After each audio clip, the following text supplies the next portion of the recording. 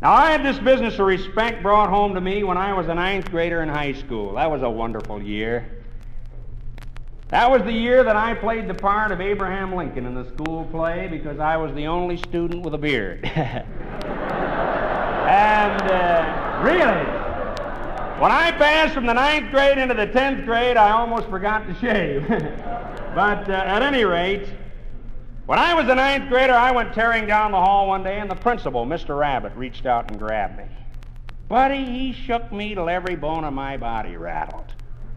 I saw a teacher grab a boy one time and shake him, and she said, Johnny, I think the devil's got a hold of you. And he says, I think he has too.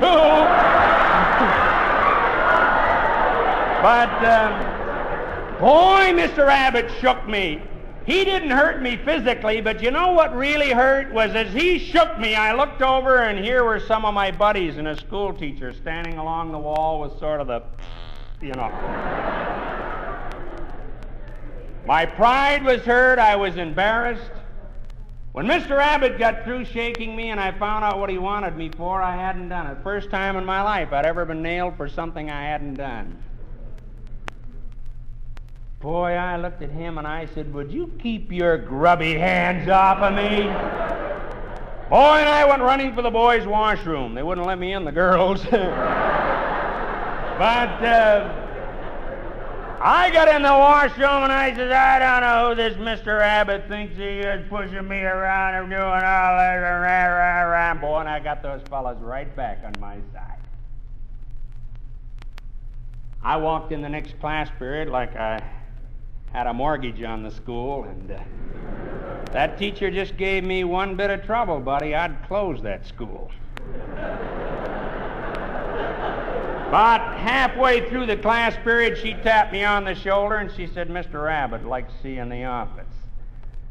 I said, I'd like to see him, too.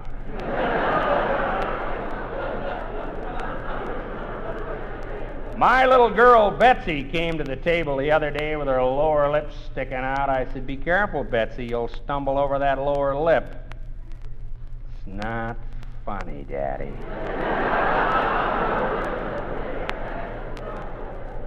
I got down to the principal's office. Mr. Rabbit said 4 little words that straightened me out. Fella said to his girlfriend, honey, say those 3 little words that'll send me out of this world. She said, go hang yourself. Or say something soft and sweet. She says, chocolate fudge. Mr. Rabbit said, I called your home. My mother and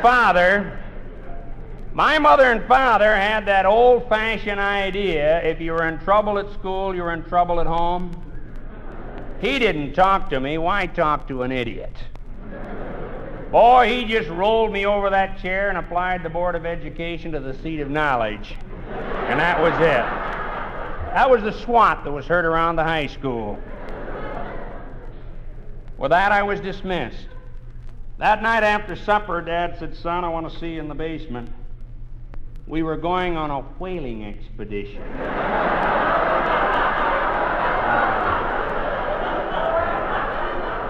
Dad and Mother came from the old country, but they were very patriotic because that night Father gave me the stripes and I saw the stars. And I went to bed whistling the Stars and Stripes Forever. At 6:45, with no radio or no television in my room, or no Ritz crackers or Coca-Cola. Next morning, I got up to go to school. Dad was sitting at the breakfast table. I said, aren't you going to work today, Dad? He said, not this morning. I said, how come? He said, I am going to school with you. Oh, I thought, how precious.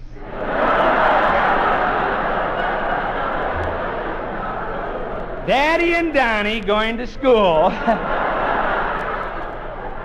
Do you know that I am the youngest of 6? My sisters still call me Donnie. They really do. It's rough being the youngest of 6 and getting all the hand-me-downs, especially when the other 5 were girls. To this day, I hate green garters.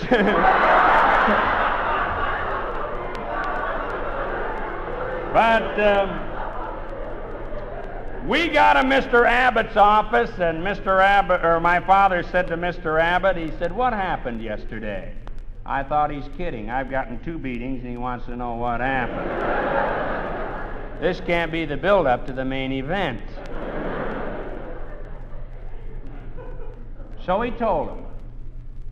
He made Mr. Abbott get all of those boys and the teacher in the office, and I had to apologize. Boy, that's hard. You know, I find my own children the hardest thing in the world. Okay, Beth, tell me what you did.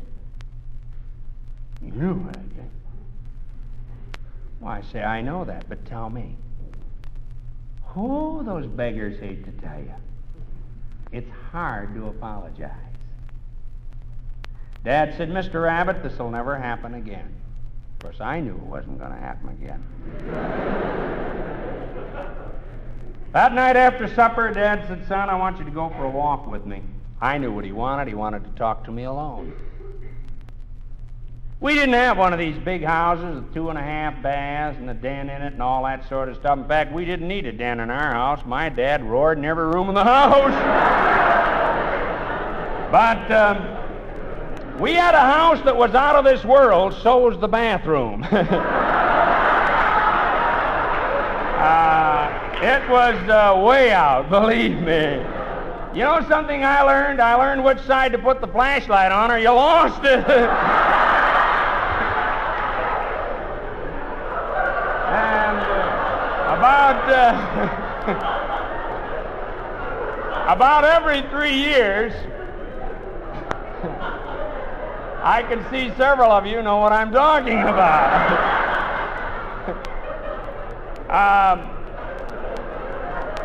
Yes. But we got outside. We'll drop that right here. We got outside, and Dad said, "Son, I know you think I'm making a mountain out of a molehill. But," he said, "when you limped off to Mr. Abbott the other day," he said, "you didn't make a fool out of Mr. Abbott. He said, you made a first-class fool out of your father and mother because we raised you and he didn't. Now, if you can't go back there to that high school and talk like a man and act like a man," he said, "you might as well go to school and quit. Because a diploma is not going to make that big a difference in your life." Said, "You know why foreigners make good in this country?" And he said, "Your father's a foreigner. Every time I open my mouth, they know I wasn't born in the United States. I know what it is for men to make cracks about these European peasants that get off the boat in New York City with a $5 bill in their wallet and a train ticket in their hand and all they own in their back, and 6 months later they got the best jobs in the country, gypping Americans out of jobs and everything." He said, "I've heard that song sung ever since I arrived." You know something? A European peasant today can still get off the boat in New York City and gyp an American out of a job. You know why? For the same 2 reasons Dad told me. Said the first one is they're not afraid of hard work. God doesn't put a premium on laziness. The Bible says the sluggard will not plow by reason of the cold. Therefore he will beg bread in the harvest and have nothing.